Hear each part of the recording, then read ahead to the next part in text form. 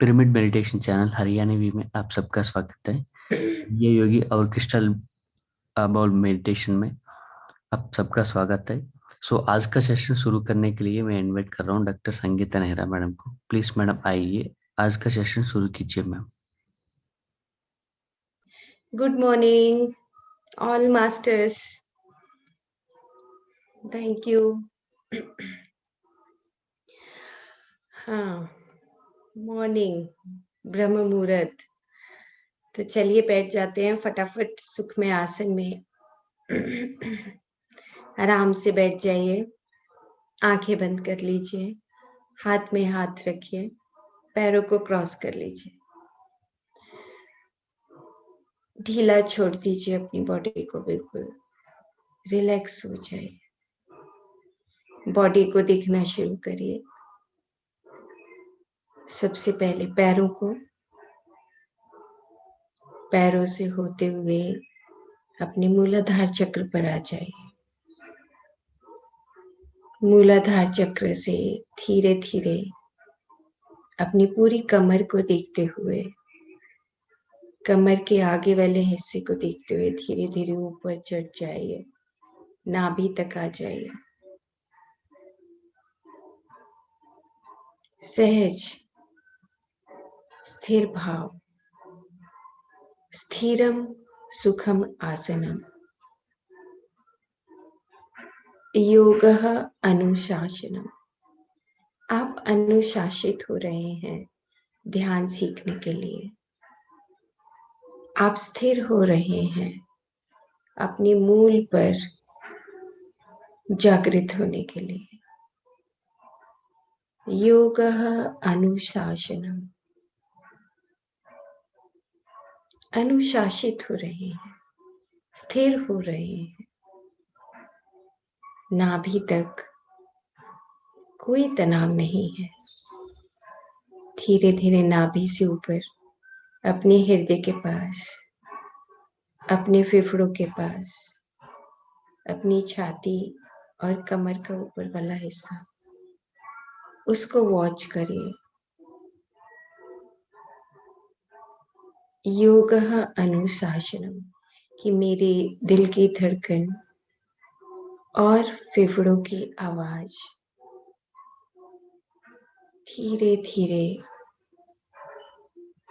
मेरा सांस आ रहा है और जा रहा है। अपनी सांसों को सुनने की कोशिश करिए। मेरा सांस आ रहा है और जा रहा है।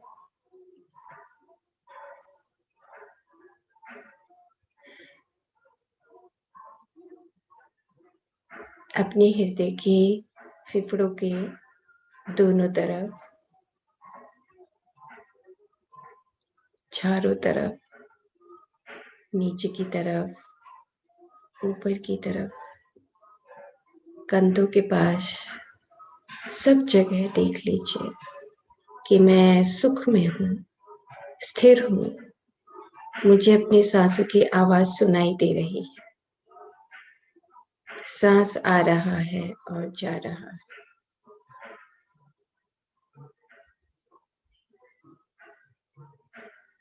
पूरी गर्दन पर आ जाइए। कुछ देर के लिए अपनी विशुद्धि चक्र में ध्यान लगाइए।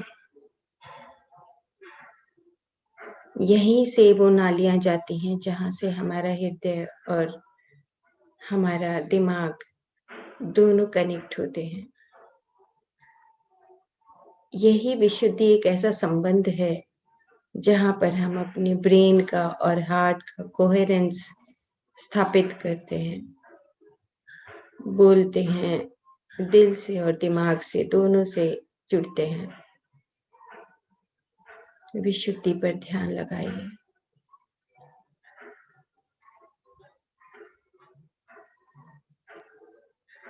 सांस को आते हुए जाते हुए देखिए और गले के आसपास की नालियों की सेंसेशंस को महसूस करिए।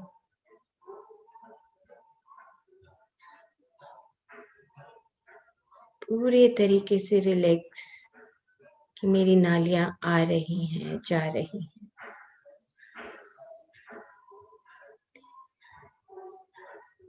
धीरे धीरे अपनी गर्दन से विशुद्धि से होते हुए अपने चेहरे से ऊपर आते हुए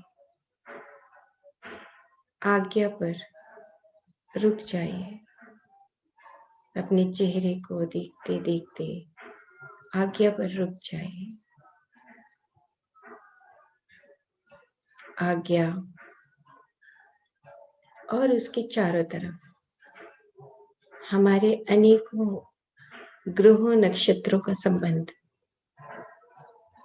सहस्रार सिर के ऊपर के हिस्से पर और सहस्रार से भी ऊपर जो हमारा ओवर सेल्फ है, जहां पर हमारी ब्रह्मांड की चेतना हमारे से बिना बताए ही जुड़ती रहती है, वहां का एक अदृश्य स्वरूप में हमारे ओवर सेल्फ से मिलन होता है। कॉस्मिक एनर्जी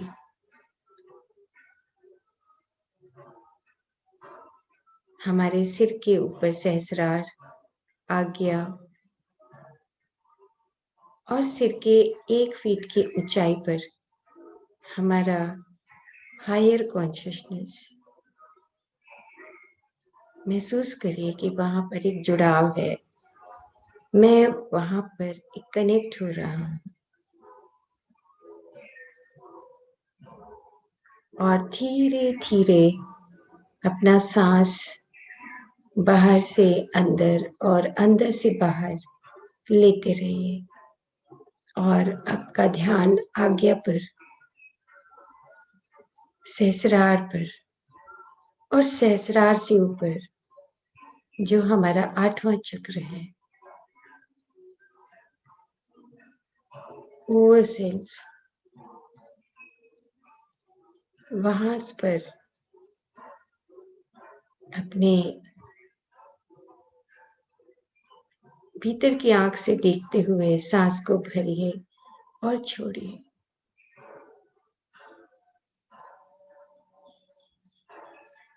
आराम से सांस लेते रहिए और छोड़ते रहिए। सांस सहस्रार से होता हुआ पीछे गर्दन के पास से होता हुआ हृदय, नाभि और नीचे मूल, जहां पर चेतना सो जाती है वहां पर उसको जगाकर फिर से वापस नाक से बाहर आ जाता है।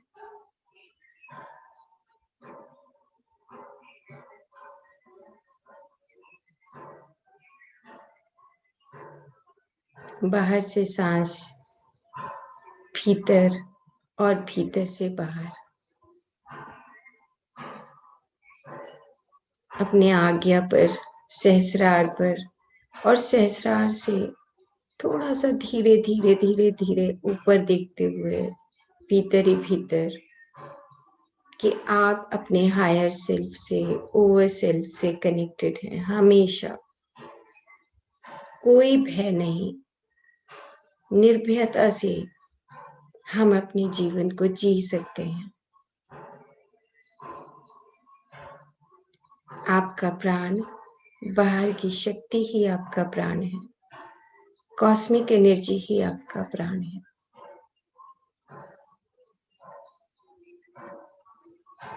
जो प्राण आपको आपके रोम रोम में इस ब्रह्मांड की शक्तियों को भर रहा है। सांस को लेते रहिए और छोड़ते रहिए। सांस को लेते रहिए और छोड़ते रहिए।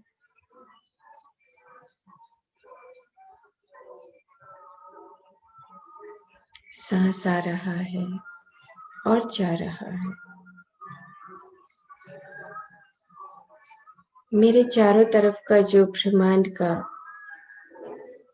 शक्ति है, जो कॉन्शियसनेस है, वो सारी शक्ति मेरे प्राण से मेरे भीतर जा रही है।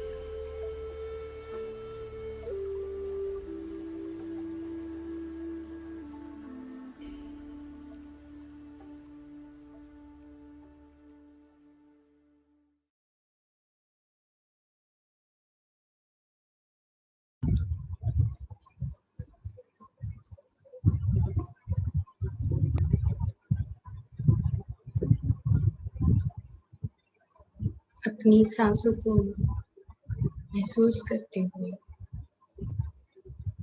अपने सारे सूक्ष्म शरीरों को जानते हुए, अपने भीतर उस प्रकाश को देखिए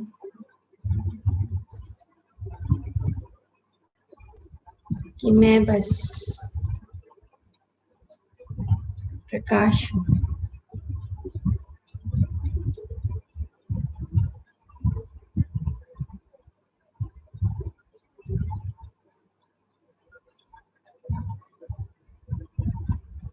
मैं बस प्रकाश हूँ।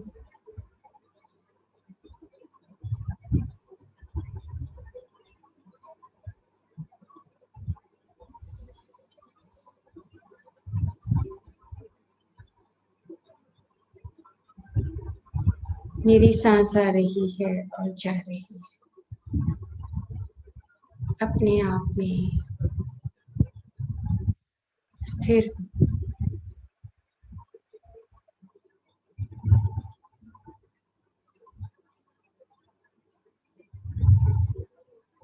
भीतर का प्रकाश हम सब के भीतर एक जैसा प्रकाश है। हम उसी एक जैसे चेतना से बने हुए हैं।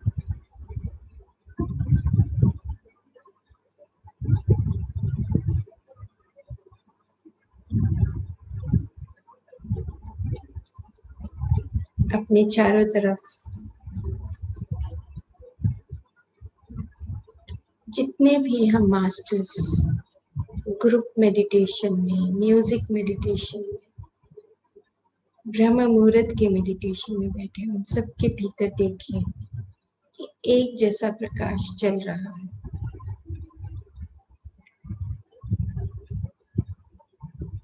सभी के भीतर एक जैसा।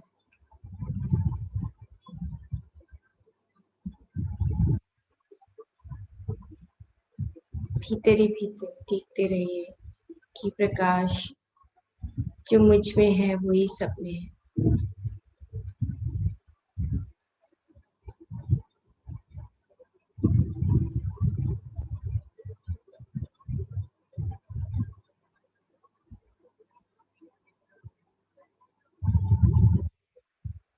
हमारे चारों तरफ जो मास्टर्स हैं उनको थैंक्स करिए। उनके चरण कमलों को देखते हुए भाव से झुककर उनको नमन करिए।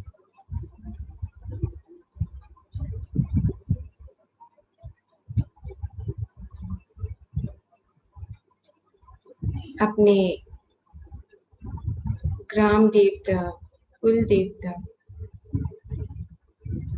अपनी फैमिली के सभी एंसेस्टर्स को, जहाँ पर आप रह रहे हैं, कर्म भूमि के मास्टर्स को, सभी को नमन करिए।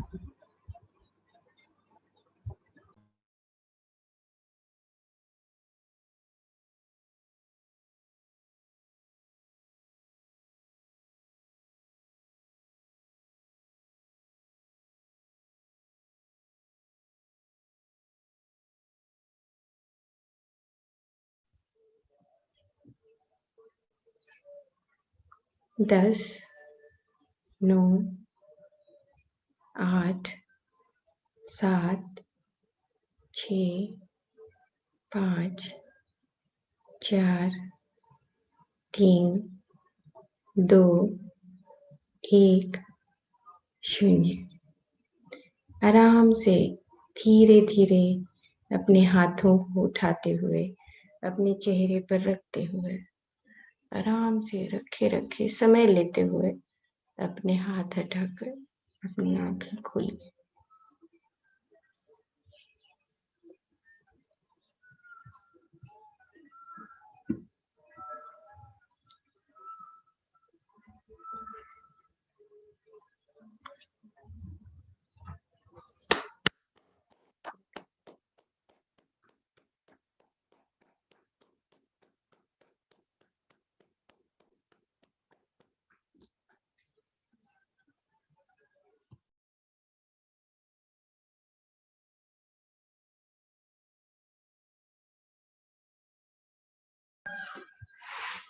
पानी पीना है, पानी पी लीजिए। और मास्टर्स थैंक यू, ये डीप ग्रैटिट्यूड ऑल मास्टर्स। ऐसे लग रहा था कि हम तो कोई युग क्रॉस करके कोई और हायर वर्ल्ड में चले गए हैं। Wonderful meditation, thank you all masters, thank you. बहुत अच्छा था।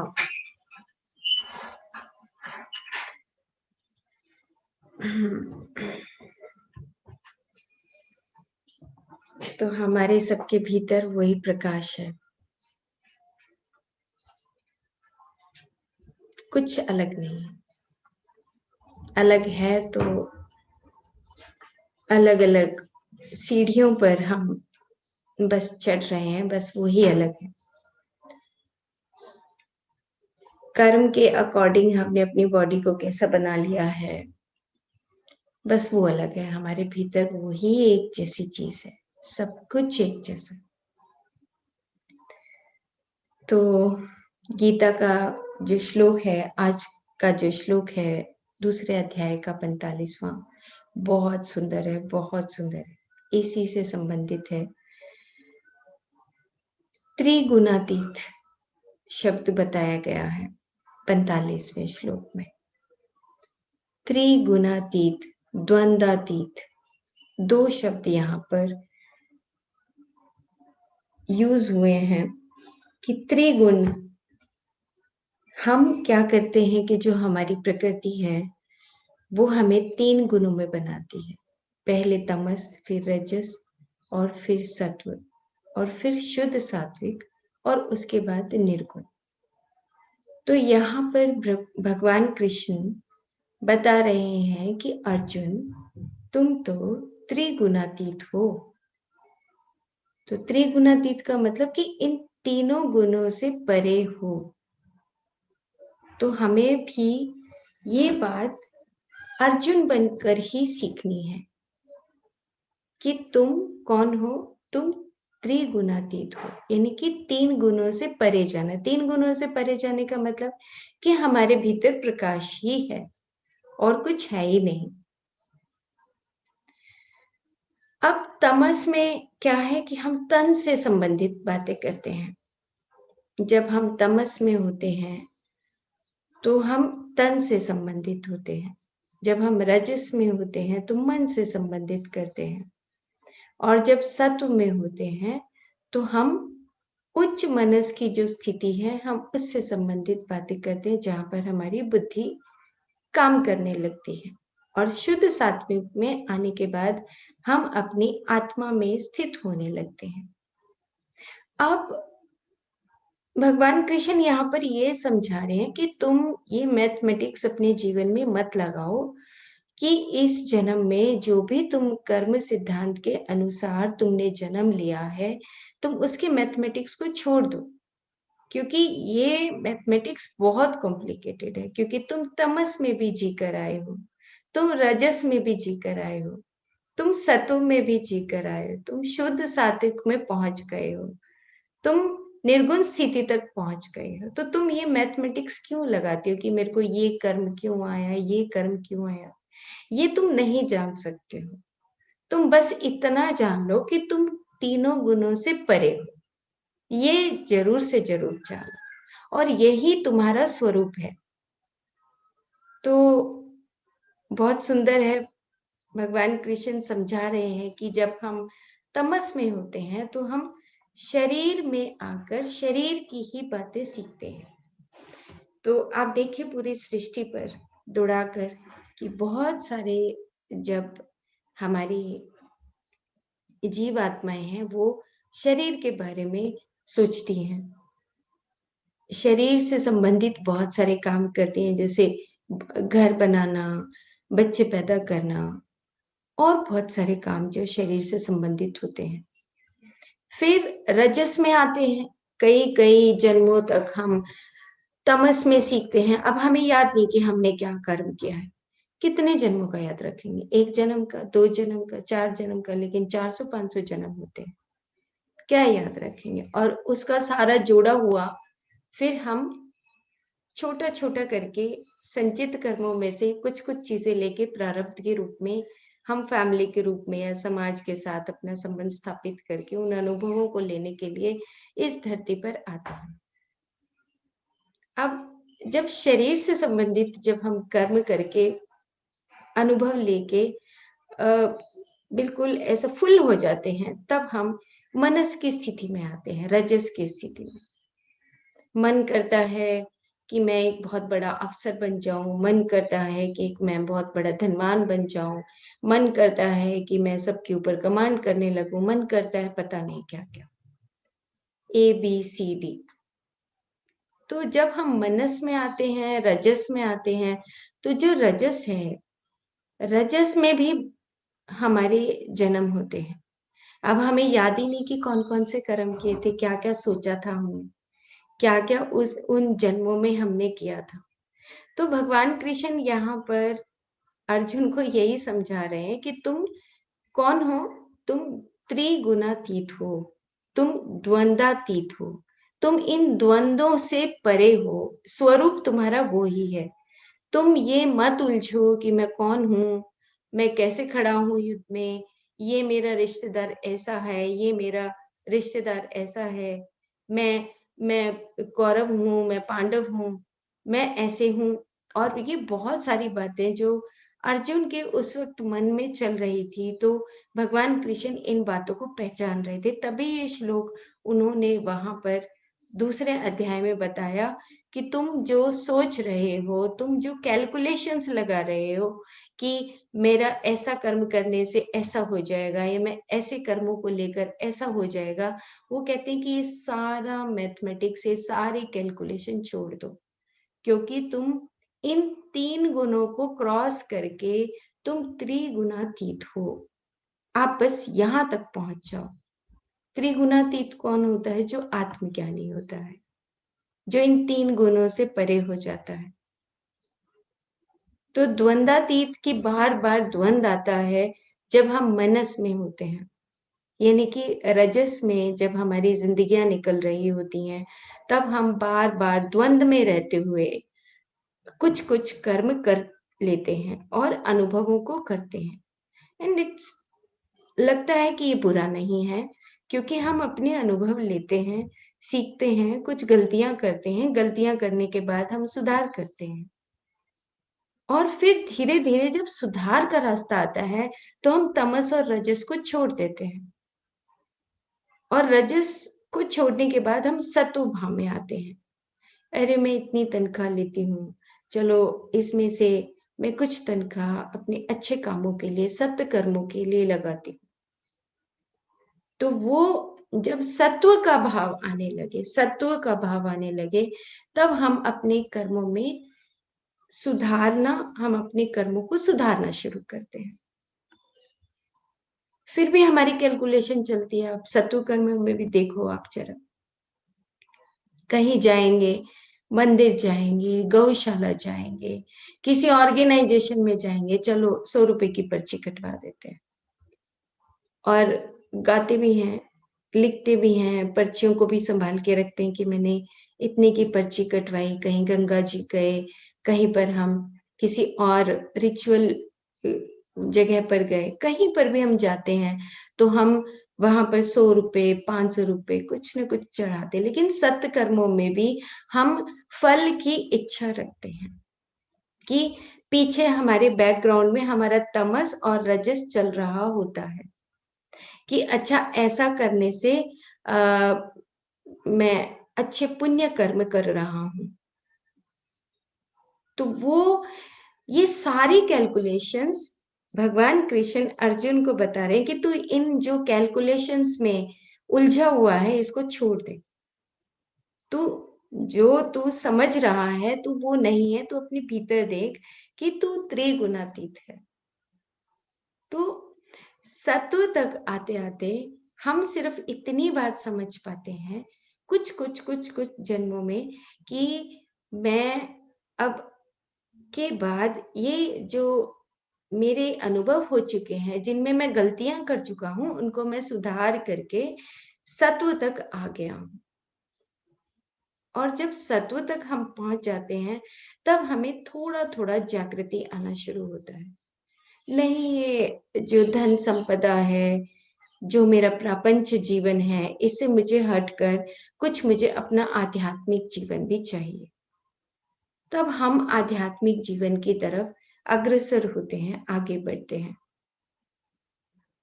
उसमें भी हम फिर से, क्योंकि हमारे पीछे दो जो टांगे हैं, एक तमस की और रजस की, खींचते रहते, क्योंकि हम वहां से उन कर्मों को करते हुए निकले हैं। तो वो हमें हमें खींचते रहते कि अच्छा, ऐसा करने से ये फायदा होगा, ऐसा करने से ये फायदा होगा। वो सारी चीजें का जो स्वरूप है, वो हम उसी स्वरूप में शरीर में बार बार बार बार अपनी आत्मा को उद्धार करने के लिए आते रहते हैं। जब हम इन तीनों सीढ़ियों को समझने लगते हैं, तमस को समझने लगते हैं, रजस को समझने लगते हैं, सत्व को समझने लगते हैं, उसके बाद हम शुद्ध सात्विक में एंटर करते हैं। शुद्ध सात्विक का मतलब कि जहां पर आप शुद्ध सात्विक, यानी कि आपने किसी को खाना खिलाया, तो उसमें पीछे से ये आवाज नहीं आएगी कि हाँ मैंने खाना खिलाया है ना, तो मतलब का नहीं है, मतलब की बात खत्म हो जाएगी।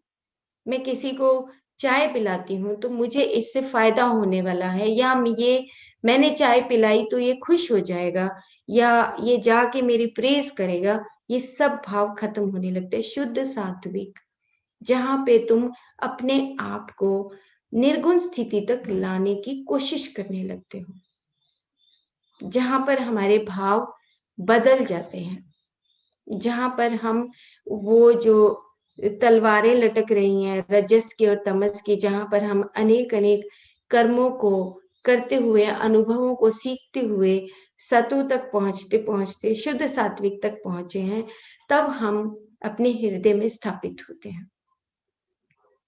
शुद्ध सात्विक, जहां पर आपको इतना सा भी ये नहीं आता कि कोई आपके घर में आता है, कोई आपके बाहर जब आप बात करते हो तो ये फायदा मुझे होगा, फायदे की बात कहीं नहीं आती, क्योंकि आप निर्लेप अवस्था में जा रहे हो।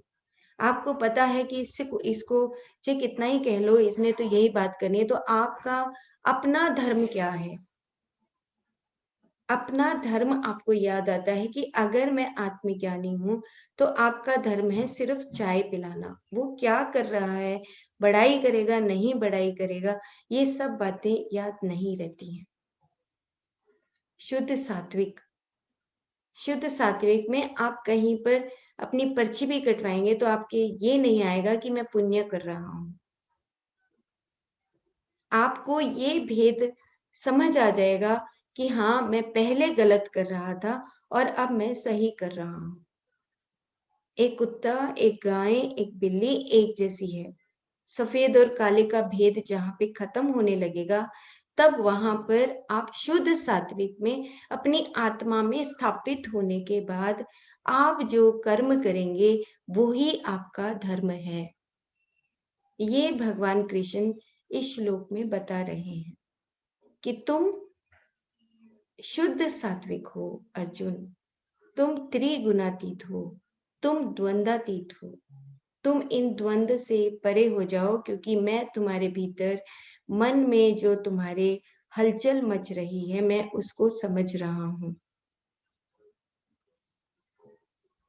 और शुद्ध सात्विक के बाद फिर आता है एक निर्गुण स्थिति, जिसमें आप अपने स्वरूप को ये मानने लगते हो कि ये जो ब्रह्मांड के कण कण से जो बना हुआ है, उन्हीं कणों से मिलकर मैं बना हूं। तो फिर हम उस शून्यता की, एम्प्टीनेस की स्टेट में जाने लगते हैं।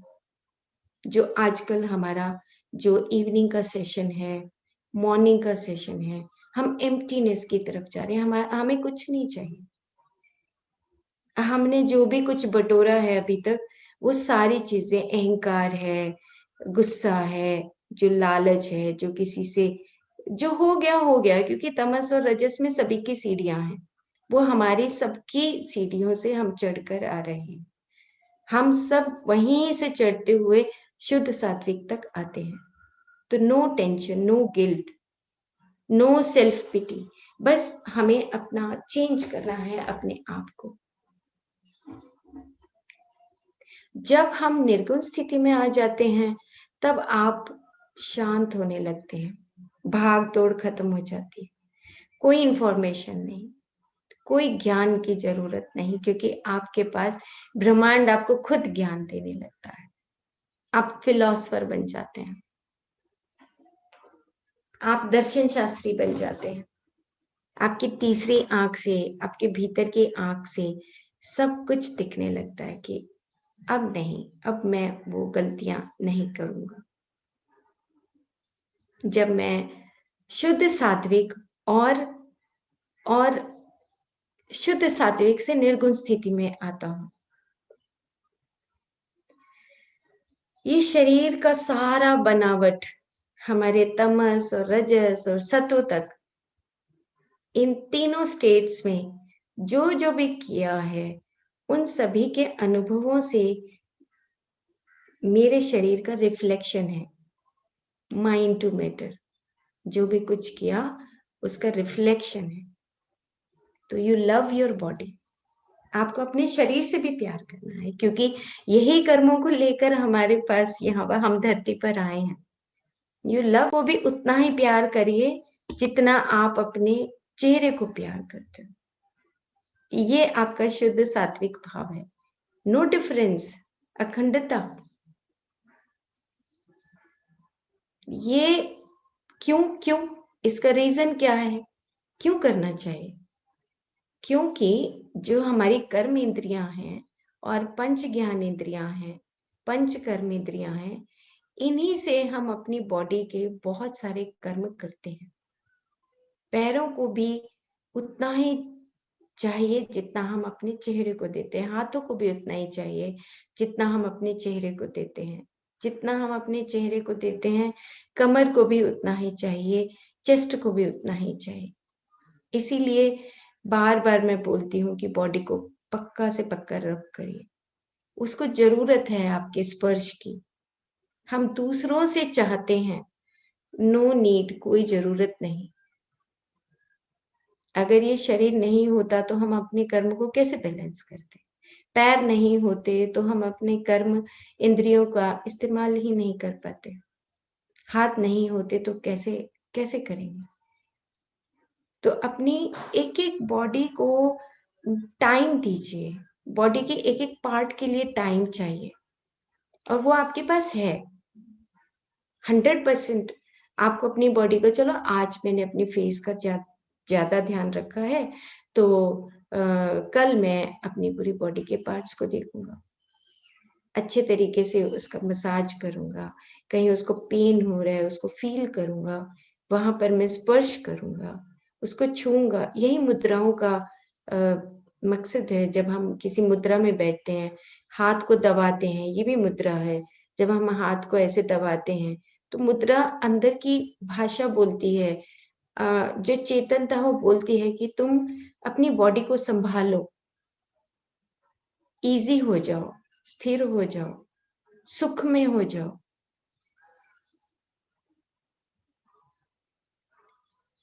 तो आज का जो ये श्लोक था कि त्रिगुणातीत, और भगवान कृष्ण जो है अर्जुन को उसके अंदर देख रहे हैं, उसको पहचान रहे हैं कि अभी उसको बहुत सारा द्वंद है कि मैं क्या करूं और क्या नहीं, क्या करूं और क्या नहीं।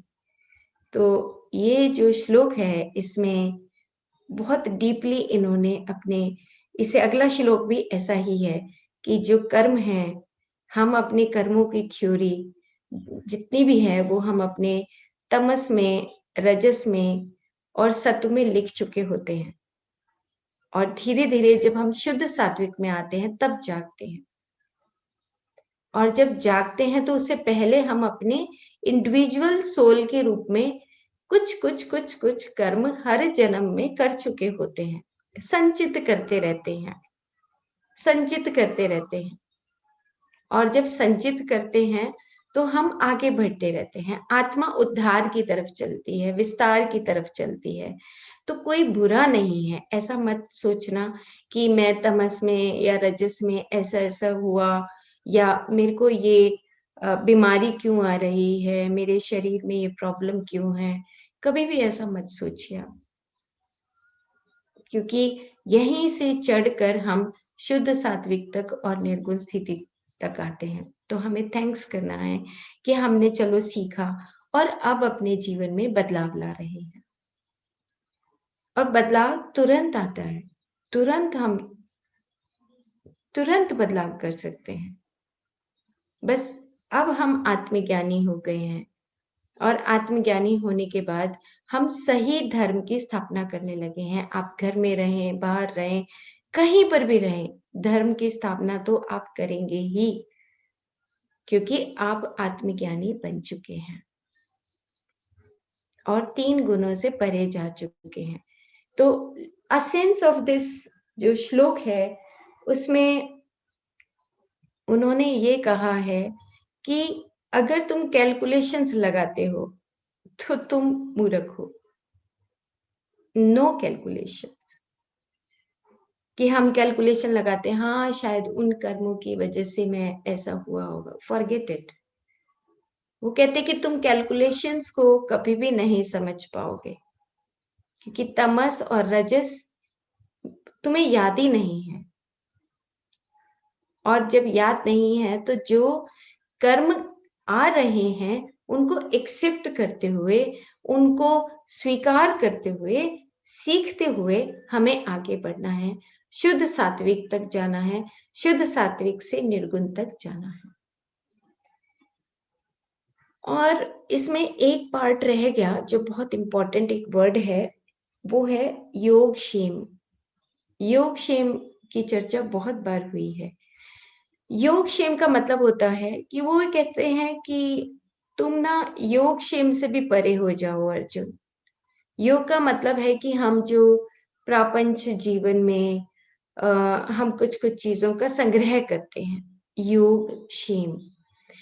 मान लो घर बनाया या हमने कुछ धन इकट्ठा किया, हम जोड़ते हैं और योग क्षेम एक शब्द बहुत बार रिपीट होता है गीता में, और क्षेम का मतलब फिर हम उसको संभाल के रखते हैं। तो वो यहाँ पर ये बता रहे हैं कि जो योग क्षेम है, तुम उससे भी परे चले जाओ कि ये राज्य मेरा है, अगर मैं जीत जाऊंगा तो ये राज्य ले लूंगा और मैं इस राज्य से मैं आराम की जिंदगी जीऊंगा। योग क्षेम कि तुम इस बात को भी भूल जाओ जो तुम्हारे मन में चल रहा है, तुम इससे परे हो जाओ, द्वंद्वातीत, कि योग क्षेम की रक्षा मैं करूंगा। हर जहां पे भी योग क्षेम आया वहां पे भगवान कृष्ण अर्जुन को यही कह रहे हैं कि तुम इस बात को भूल जाओ। जब श्रीमद् भगवत गीता की शुरुआत की थी तो शुरुआत में ही योगक्षेम शब्द आया था कि जो भी तुम कुछ जोड़ते हो, संग्रह करते हो, और संग्रह करने के बाद जोड़ते जोड़ते तुम उसकी रक्षा करते करते अपनी जिंदगी बिता देते हो, ये योगक्षेमों की रक्षा मैं करूंगा, तुम इस बात को भूल जाओ, इससे भी परे तुम चले जाओ। तो फिर इससे परे जाएंगे तो फिर क्या होगा? फिर हम शून्य हो जाएंगे, क्योंकि ये तो चीजें हमें छोड़नी ही है। एक ही चीज मिल सकती है, या तो हम निर्गुण स्थिति तक पहुंच जाएं, शुद्ध सात्विक तक पहुंच जाएं, और या फिर हम योग क्षेम में संग्रह करते रहें और उन चीजों को संभाल के रखते रहें। क्षेम मतलब जो चीजें हमने संग्रह की हैं उनको संभाल के रखने की परंपरा, जो प्रापंच के जीवन में हम करते हैं। कोई भी चीज है, हम उस चीज को संभाल के रखते हैं, सोचते हैं कि चलो ये मेरी है, ये मेरी है, ये मेरी है, ये मेरी है, और बाद में समझ आती है कि ये तो मेरी है ही नहीं। तो योग क्षेम से भी परे जाना है। यहाँ पर जो शब्द है निर्योग क्षेम आत्मवान, कि तुम योग क्षेम से परे जाके अपनी आत्मा में बस जाओ, क्योंकि आत्मा कुछ नहीं मांगती है, कोई डिमांड नहीं है उसकी। आत्मा की डिमांड अलग है, धर्म की स्थापना करना, सत्य की स्थापना करना, निर्वाण की स्थापना करना। आत्मा की तो कुछ चीजें अलग हैं, शरीर से अलग, उसका समान है। उसकी बातें कल करेंगे, क्योंकि कल जो श्लोक है अगला वो इसी से संबंधित है, कर्मों से संबंधित है। और आत्मा का क्या समान है और शरीर का समान हम समझ ही गए हैं। 3 गुणों से परे जाना है, द्वंद्व से परे जाना है और योग क्षेम से परे जाना है। क्षेम हटाकर योग परंपरा में हमें स्थित होना है। Okay, thank you.